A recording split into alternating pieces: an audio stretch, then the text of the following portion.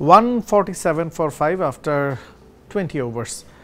একটু অবাক হতে পারেন, হাতে 5 উইকেট থাকার পরও একটা দল যখন 150 করতে না পারে তখন আসলে সমস্যাটা কোথায় ছিল। আফগানিস্তান এই মাঠে কত রানকে পার স্কোর ভেবেছে বা কত রান তাদের পক্ষে ডিফেন্ড করা সম্ভব বলে ভেবেছে। টসের সময় রাশিদ খান বলছিলেন যে প্রথম ম্যাচটাতে তারা 15-20 রান শর্ট ছিলেন।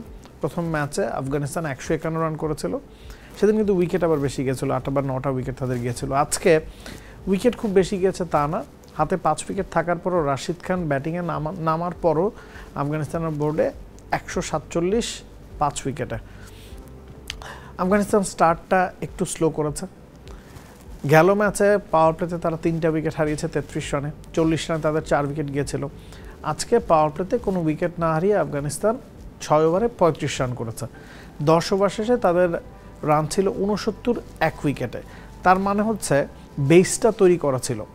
ইব্রাহিম জাদরান ক্রিজে ছিলেন, সিদ্দিকুল্লাহ আউতলা আউট হয়ে যাওয়ার পর গুরবাজ ক্রিজে ছিলেন। ইব্রাহিম জাদরান 37 বলে 38 করেছেন, গুরবাজ 30 রান করেছেন।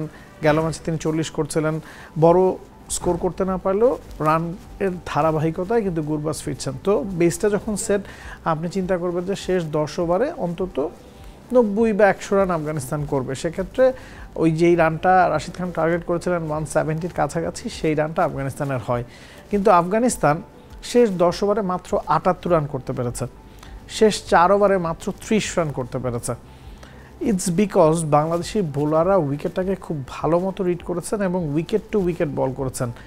এই মাঠের আকার আকৃতি কিন্তু খুব বড় না, 70 মিটার 6-এর আয়তন আকার আকৃতি। তো 70 মিটার 67 মিটার বড় শট খেললে 6 মারা সহজ এই মাঠে।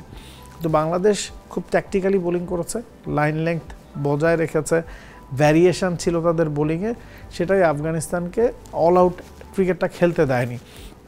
ওমর আজাই ক্রিজে অপরাজিত ছিলেন, নবী ক্রিজে অপরাজিত ছিলেন, তবে ওই যে ফ্লোটা সেটা কখনোই আফগানিস্তান পায়নি। নাসুম আজকেও ভালো বোলিং করেছেন, 2টা উইকেট পেয়েছেন 25 রানে। ঋষাদ 2টা উইকেট পেয়েছেন, তবে একটু এক্সপেন্সিভ ছিলেন, 45 রান তিনি খরচ করেছেন। মুস্তাফিজ আজকে রান দিয়েছেন, যেটা পুরো এশিয়া কাপ জুড়ে তিনি করেননি, 40 রান দিয়েছেন। তবে Shoriful he has been outstanding, 4 over ball করেছেন, মাত্র 13 রান দিয়েছেন, 1টা উইকেট।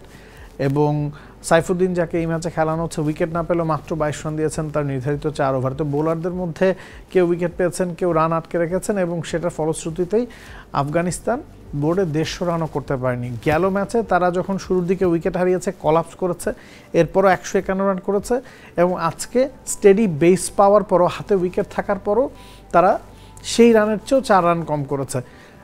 নিশ্চিতভাবে আপনি বলতে পারেন মিড ইনিংসে আফগানিস্তান অন্তত 15 রান শর্ট, তবে আফগানিস্তানের বোলিংয়ের সক্ষমতা আছে এই রানেও বাংলাদেশকে আটকে দেওয়ার।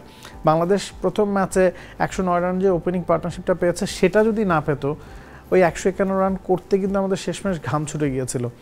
তো ওই ধরনের ওপেনিং পার্টনারশিপ আপনি প্রতি ম্যাচে পাবেন না এবং উইকেটে যথেষ্ট স্পিন আছে, পেসারদের জন্য কিছু সহযোগিতা আছে। আজকে রাশিদ, নাবি, নূরের সাথে মুজিবকে অ্যাড করা হয়েছে। তো সব মিলিয়ে এক্সাইটিং একটা ম্যাচের প্রত্যাশা আপনি করতে পারেন। এখনও ম্যাচটাকে 50-50 আপনি না বললেও বাংলাদেশের পক্ষে একটু এগিয়ে রাখা যায়, 55-45 বলতে পারেন, তবে কাউকে নিরঙ্কুশভাবে এগিয়ে রাখা যাচ্ছে না। Nabil Kaiser, T Sports. For more updates, subscribe to our YouTube channel and click on the bell icon. Follow us on Facebook and Instagram. Download T Sports app to enjoy exciting games and highlights. Visit tsports.com.